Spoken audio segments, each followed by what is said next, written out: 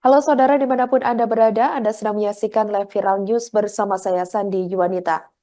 Isu pencopotan Hasto Kristianto dari jabatan Sekretaris Jenderal atau Sekjen PDIP karena kasus mantan kader PDIP yang masih buron, Harun Masiku ditepis oleh pihak partai berlambang Kepala Banteng tersebut.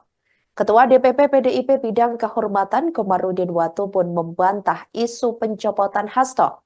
Hal itu disampaikan olehnya saat ditemui awak media di Kompleks Parlemen Senayan, Jakarta pada Kamis 27 Juni 2024.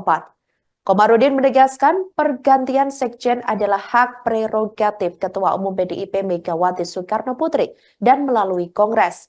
Dia mengaku tidak memiliki kapasitas untuk berbicara soal pergantian sekjen Partai Berlambang Banteng Moncong Putih itu. Dikatakan olehnya, struktur partai sampai hari ini masih tetap kompak, yakni untuk mengawal partai, ketua umum, dan mengawal sekjen hingga simbol-simbol partai. Komarudin mengatakan kasus Harun Masiku sudah bergulir 4 tahun dan kerugian negaranya tidak terlalu besar. Anggota Komisi 2 DPR RI ini menduga kasus Harun Masiku kembali diungkit karena ada pesanan. Ia mengatakan kasus ini seperti serangan ke Hasto dan PDIP. Ia menduga ada sponsor atau pendukung di balik kasus tersebut untuk menargetkan Hasto dan PDIP. Adapun Komisi Pemberantasan Korupsi atau KPK melakukan pemeriksaan terhadap Hasto terkait kasus Harun Masiku pada Senin 10 Juni 2024 lalu. Hasto diperiksa selama 4 jam dan di sela-sela pemeriksaan, KPK menyita 2 handphone atau HP milik Hasto dan catatan partai melalui stafnya bernama Kusnadi. Selain itu, 1 HP milik Kusnadi serta buku tabungan ATM berisi Rp700.000 juga disita oleh penyidik KPK.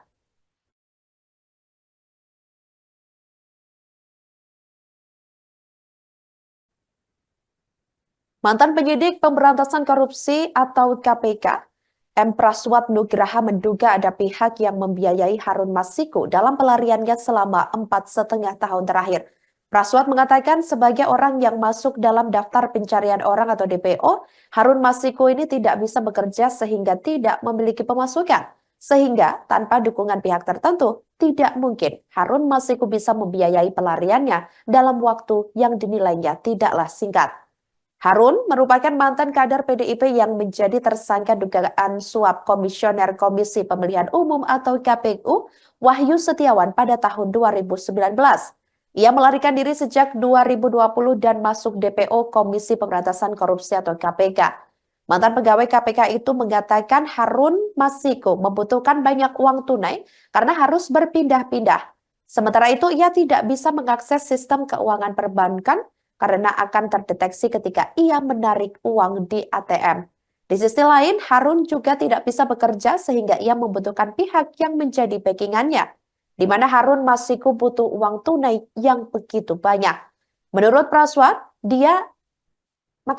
menurut Praswat di antara kebutuhan Harun adalah identitas palsu, kemudian paspor, cover story, dan orang-orang yang membantunya, termasuk melintasi wilayah negara tertentu secara tidak sah. Menurutnya, semua kebutuhan Harun Masiku itu tentunya membutuhkan biaya yang tidak sedikit.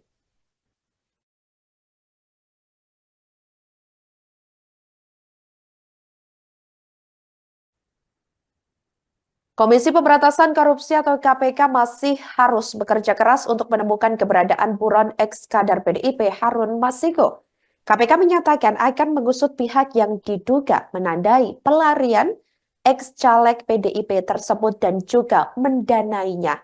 Isu itu sebelumnya diembuskan oleh mantan penyidik KPK Praswat Nugraha. Hal itu disampaikan oleh juru bicara KPK Tessa Mahardika Sugiarto kepada awak media pada Kamis 27 Juni 2024.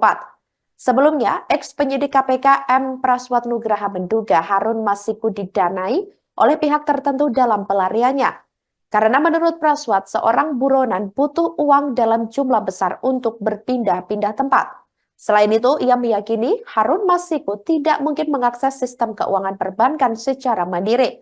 Ex-pegawai KPK tersebut mengatakan yang tersingkir karena tes wawasan kebangsaan atau TWK ini, Harun dipastikan tidak bekerja karena sedang berstatus sebagai daftar pencarian orang atau DPO. Maka dari itu, Harun butuh uang dalam pelariannya. Dalam perkaranya, ex-komisioner KPU Wahyu Setiawan bersama mantan anggota Bawaslu Agustiani Tio Fridelina terbukti menerima uang sebesar $19.000 Singapura dan $38.350 Singapura atau setara dengan 600 juta rupiah dari Saiful Bahri. Suap tersebut diberikan agar Wahyu dapat mengupayakan KPU menyetujui permohonan PAW anggota DPR Dapil Sumatera Selatan I, yakni Rizky Aprilia kepada Harun Masiku. Kasus yang menjerat Harun Masiku ini bermula dari operasi tangkap tangan atau OTT yang digelar oleh KPK pada 8 Januari 2020 lalu. Saat itu tim Satgas KPK membekuk sejumlah orang termasuk Wahyu Setiawan selaku komisioner KPU dan orang kepercayaannya yang merupakan mantan anggota Bawaslu Agustiani Tio Fridelina. Sementara Harun Masiku yang diduga menyuap Wahyu Setiawan seolah hilang di telan bumi.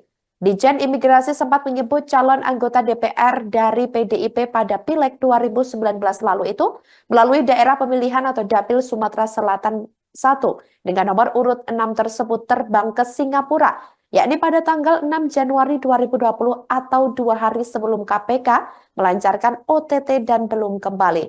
Pada 16 Januari 2020, kemudian Menkumham yang juga politikus PDIP Yasona Halauli menyatakan Harun belum kembali ke Indonesia.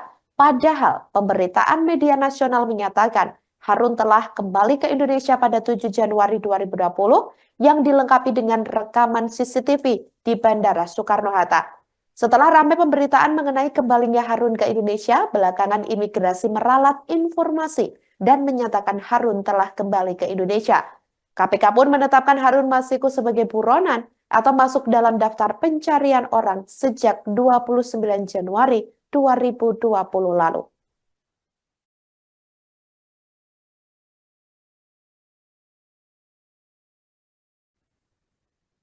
Demikian live viral news kali ini. Jangan lupa download aplikasi Tribun X untuk informasi lebih lengkap di www.tribunx.com. Tetap bersama kami dan selamat menyaksikan informasi selanjutnya. Terima kasih dan sampai jumpa.